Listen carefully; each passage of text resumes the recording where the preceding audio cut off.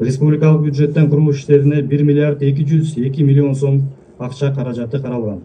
Айтылган негизинде аталган объектилерди ачууга уруксат сурайм. Уруксат. Ача бериңиз.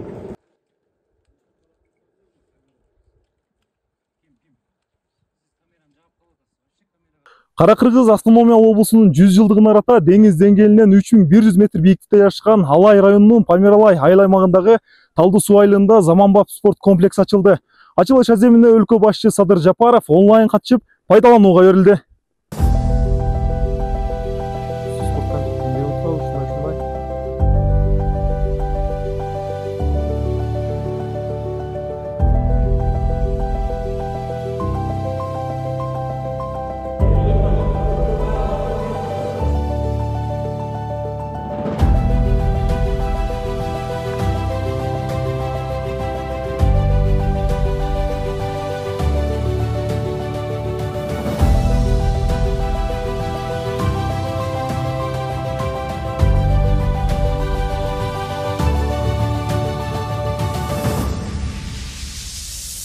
Бул спорт залы 2021 жылы башталып, 2024 жылы курулуш толук аягына чыгып отурат. Ачылыш аземинде турасыздар.